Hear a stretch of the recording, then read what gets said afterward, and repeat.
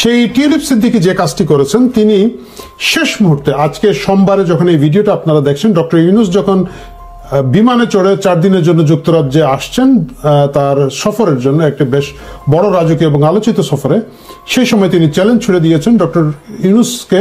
তিনি নিমন্ত্রণ জানিয়েছেন ব্রিটিশ পার্লামেন্ট হাউসে তার সাথে বসে মিসআন্ডারস্ট্যান্ডিং বা ভুল বুঝাবুঝির অবসান করতে।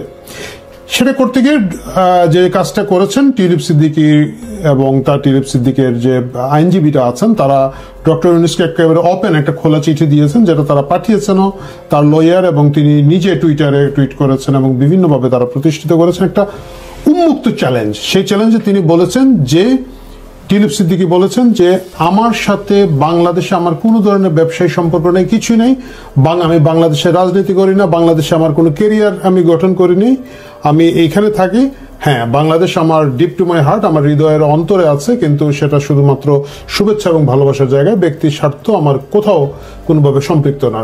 এবং যুক্তরাজ্যের বাঙালি কমিউনিটির সাথে আমার নিজে একজন বাঙালি কমিউনিটির সদস্য হিসেবে, ব্রিটিশ বাঙালি হিসেবে তাদের সাথে আমার সেই ওয়ার্ম সম্পর্ক আছে বা সেই সম্পৃক্ততা আছে, সেই যোগসূত্র আছে, কিন্তু এর বাইরে বাংলাদেশ সরকারের এই সব কিছুর সাথে আমি নেই। সেই চিঠিতে তিনি বলেছেন যে, আপনারা আমার লয়ারের সাথে, আমার আইনজীবীদের সাথে কোনো যোগাযোগ করছেন না, ঢাকার র্যান্ডম ঠিকানায় কোন না কোন ঠিকানায় আপনারা বারবার নাকি শুনেছি আমার নামে চিঠি দিচ্ছেন এবং আমার নামে আপনারা বদনাম করছেন। ঠিক আছে, এই সবগুলো নিয়ে আমাদের কোনো ধরনের ভুল বুঝাবুঝি থাকে, আপনি আমার সাথে বসেন, চা খান, খাবার খান, খেয়ে আমরা সেই ভুল বুঝাবুঝিটা মিটমাট করি, আমি আপনাকে ব্যাখ্যা দিই।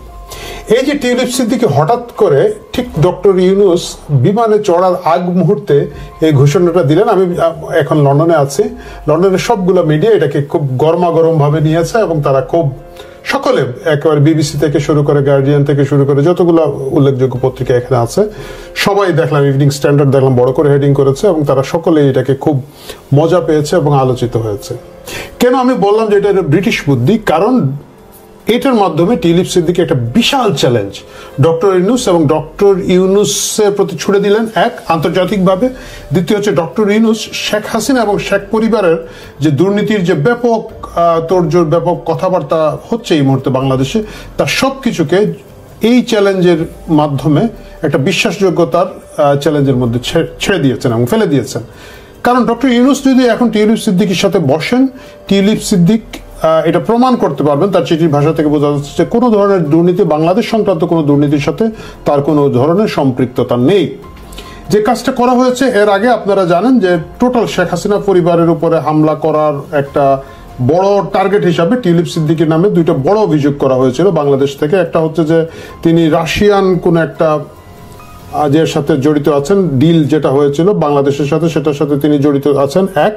দ্বিতীয় যে জিনিসটা করা হচ্ছে, লন্ডনে তার একটা ফ্ল্যাট আছে যেটা কিং ক্রসে, সেই অ্যাপার্টমেন্ট বিল্ডিংটা যেটা তিনি দাবি করেছেন যে তার মা এবং বাবার পক্ষ থেকে তিনি উপহার পেয়েছেন, এইখানে লন্ডনে তার রাজনৈতিক প্রতিপক্ষদের মাধ্যমে এটাকে ছড়ানো হয়েছিল যে না, এটা আসলে তিনি বাংলাদেশি একজন ব্যবসায়ীর কাছ থেকে উপহার হিসেবে পেয়েছেন। টিউলিপ সিদ্দিক এইটার প্রতিক্রিয়াতে খুব বোল্ডলি দিয়েছেন বলতে উনি স্বেচ্ছায় রেজিগনেশন দিয়েছেন মন্ত্রিত্ব থেকে। আপনারা জানেন যে পশ্চিমা দেশে আমাদের বাংলাদেশের মতো না, বাংলাদেশে কারো পদ কেটে ফেলা না পর্যন্ত পদত্যাগ করে না।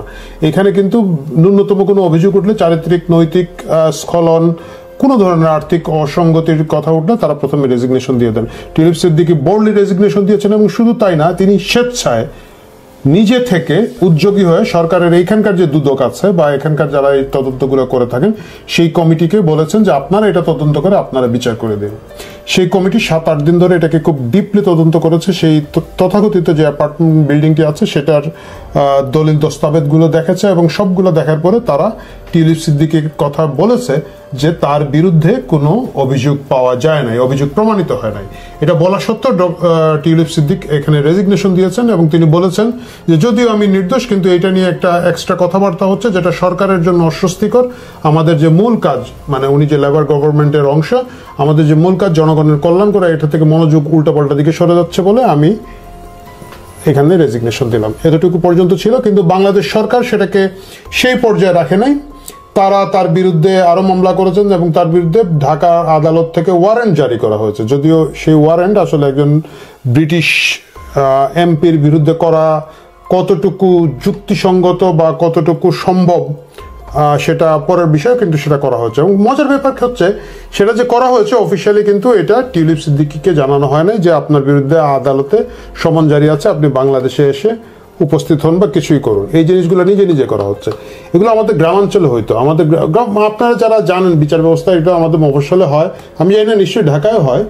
যেটা হয় কি, কারো নামে একটা সমন জারি করলে সেই সমনটা আদালত থেকে গায়েব করে দেয়, মানে প্রতিপক্ষ গায়েব করে দেয়, টাকা পয়সা খাইয়ে পেশকারের অফিসের কোনো টিয়নের কাছ থেকে সরিয়ে রাখে। তারপরে দেখা যায় যে আদালত দেখে যে আরে আমি এখানে সমন জারি করলাম, উনি তো হাজির হয়নি, দিয়ে দিল একটা ওয়ারেন্ট যে জোর করে ধরে নিয়ে আসো, পুলিশ ওকে গ্রেফতার করে ধরে নিয়ে আসো। তারপরে সেই ওয়ারেন্ট দিয়ে গিয়ে গ্রেফতার করা হয়। এই যে গ্রাম্য বুদ্ধির যে একটা প্যাচ, সেই প্যাচ দিয়ে ডক্টর ইউনূস এবং আসিফ নজরুল গং টিউলিপ সিদ্দিকের পিছনে লেগেছেন। তারা র্যান্ডম ঢাকায় কোথায় যেন একটা জায়গায় চিঠি পাঠান, টিউলিপ সিদ্দিকি বলেছেন যে আই হ্যাভ নো আইডিয়া কোথায় পাঠাচ্ছে, কার কাছে, কেন এই চিঠিগুলো পাঠায়। এবং আমি শুনেছি তারা আমাদের লয়ারের সাথে কোনোভাবে এঙ্গেজ হচ্ছে না।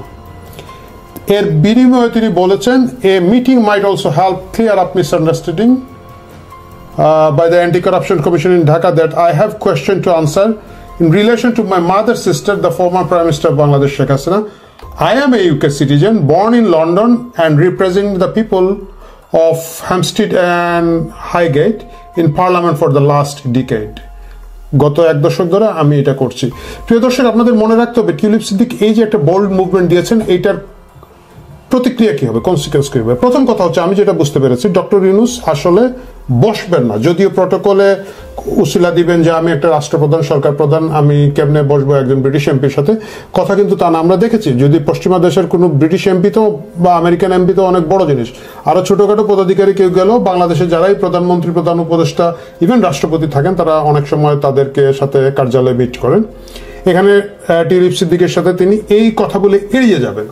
এড়িয়ে যাওয়ারটাই স্বাভাবিক, কারণ তিনি আসলে এখানে কিছুই প্রমাণ করতে পারবেন না। পুরো জিনিসটাই আমরা সকলেই জানি যে টিউলিপ সিদ্দিকির যে আন্তর্জাতিক খ্যাতি, সেটাকে চ্যালেঞ্জ করার জন্য। কিন্তু টিউলিপ সিদ্দিকি যখন এটাকে বোল্ডলি মুভ করেছে, তার যে সুবিধাটা হচ্ছে তিনি পুরো লাইমলাইটটা তার দিকে টেনে এনেছেন। ডক্টর ইউনূস 4 দিন এই দেশে থাকবেন। এই 4 দিন যতবারই তিনি মিডিয়ার ফেস করবেন, সংবাদপত্রের সাথে কথা বলার চেষ্টা করবেন প্রত্যেকে, কারণ এই দেশের ব্রিটিশ মিডিয়া তো অবশ্যই খুব কৌতূহল এবং আগ্রহ ভরে ব্রিটিশ এমপির বিষয়ক কথাবার্তাগুলো শুনতে চাবে, তাকে প্রশ্ন করবে।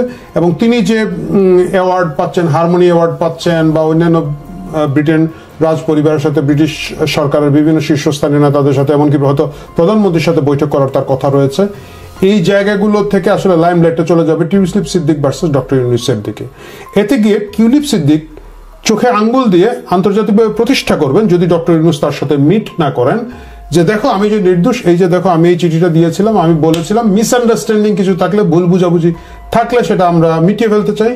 তিনি আমাকে ফেস করেন নাই। এবং এটা যে ফেস করেন নাই, সবচেয়ে মজার ব্যাপার হচ্ছে ডক্টর ইউনূস যদি ফেস নাও করে থাকেন, ডক্টর ইউনূস যদি কাউন্টার কিছু করতে চান, আমার কাছে মনে হয় যে ডক্টর আব্দুল মোমেন, দুর্নীতি দমন কমিশন দুদকের যিনি কি বলা যায়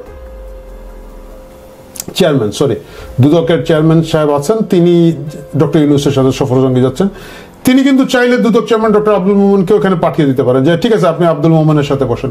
আমি নিশ্চিত আব্দুল মোমেনও বসবে না, কারণ আব্দুল মোমেন নিজেও জানে যে এটা একদম একেবারে একটা ভুয়া জায়গা থেকে তারা একটা অভিযোগ করেছে। অভিযোগটা কি হয়েছে যে পূর্বাচলে শেখ রেহানা নামে একটি প্লট আছে। আপনারা জানেন যে পূর্বাচলে বিভিন্ন ক্যাটাগরিতে সরকার বিভিন্ন প্রিভিলেজ জনগোষ্ঠীকে প্লট দিয়েছে। শেখ রেহানার একটা প্লট আছে।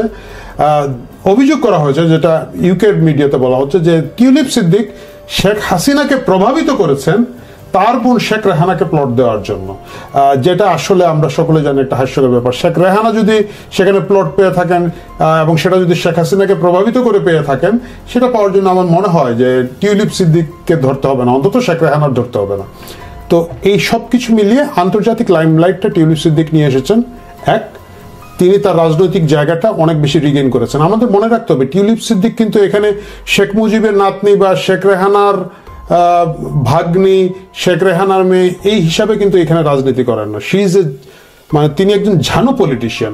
16 বছর বয়স যখন, তখন থেকে তিনি লেবারের অ্যাক্টিভ পলিটিক্সের সাথে জড়িত। তিনি একেবারে আমরা যেটাকে বলি কমিশনার বা কাউন্সিলর বলি, সেই ধরনের জায়গা থেকে তিনি কাউন্সিলর হিসেবে নির্বাচনে জিতে এই জায়গায় এসেছেন। পরপর গত 4টা সংসদ নির্বাচনে তিনি তার এলাকা থেকে এমপি হচ্ছেন এবং ধীরে ধীরে তার ভোটের মার্জিন বাড়ছে। এবং তিনি কিন্তু এমনকি বিরোধী দলে থাকতে তিনি ছায়ামন্ত্রী ছিলেন। জেরেমি করবিনকে যারা একেবারে খুব মুষ্টিমেয় লোকজন যারা সাপোর্ট দিয়েছিল লেবারের যে কয়েকজন এমপি, তিনি তাদের মধ্যে একজন হিসেবে স্পন্সর করেছিলেন। মানে লাইমলাইট নেওয়াটা, নেতৃত্ব নেওয়াটার একটা স্বাভাবিক আছে, শক্তি বা গুণ যেটাই বলি আমরা, তার আছে। সেটা মানে হঠাৎ করে দেখেন এতগুলো এমপির মধ্যে জেরেমি করবিনকে 26-27 জন এমপি একটা সাপোর্ট দিয়েছিলেন, সেই জায়গাটা কিন্তু তিনি লাইমলাইট নিয়েছেন। 4 বারের এমপি হয়ে যাওয়া, এবং যে জায়গায় হয়েছেন এটা কিন্তু খুব বাঙালি অধ্যুষিত এলাকা বা খুব আমি আপনি ভাই বেরাদারের এলাকা তা কিন্তু নয়। সেখানের মধ্যে একটা বড় জনগোষ্ঠী, একটা খুবই মাল্টিডিসিপ্লিনারি ব্যাপার স্যাপার আছে, ডাইভার্স জনগোষ্ঠী আছে, ইহুদি জনগোষ্ঠীর একটা বড় সংখ্যক লোকজন এখানে বাস করেন। সবকিছুর মধ্য দিয়ে কিন্তু টিউলিপ সিদ্দিকী পরপর জিতে আসছেন। সুতরাং বোঝা যাচ্ছে আমাদের আপনাদের কাছে হয়তো মনে হবে আরে শেখ রেহানার মেয়ে, এই জন্য তো বাংলাদেশে হলে তো মন্ত্রী হইতো বা মেয়র হইতো, যে দক্ষিণের মেয়রের মতো হইতো, সেটা না। কিন্তু শি ইজ এ পলিটিশিয়ান, এবং সে 16 বছর বয়স থেকে কিন্তু এই ঝানু পলিটিক্সের ভিতর দিয়ে ব্রিটেনের মতো জায়গায় বাংলাদেশি বংশোদ্ভূত একজন মন্ত্রী হিসেবে কিন্তু নিযুক্ত হয়েছিলেন।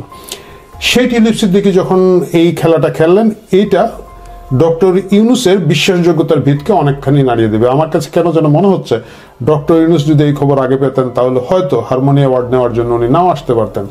কিন্তু ডক্টর ইউনূসের একটা শখ আপনি জানেন যে উনি 10 মাসে কিন্তু এটা তার 11তম বিদেশ সফর, মানে প্রতি মাসে একবার বিদেশে যদি উনি না আসেন উনি আরাম পান না। কি কারণে আসেন, কেন আসেন? বেশিরভাগ সময় এইসব অ্যাওয়ার্ড নিতে আসেন, ব্যবসায়ী সমিতির সাথে মিটিং করতে আসছেন। কিছুদিন আগে জাপানে গিয়েছিলেন, কি যে অ্যাচিভ করেন উনি জানেন, আমরা কেউ জানি না। উনি বলতে পারবেন, আর আমাদের ডাস্টবিন শফিক ভাই বলতে পারবেন।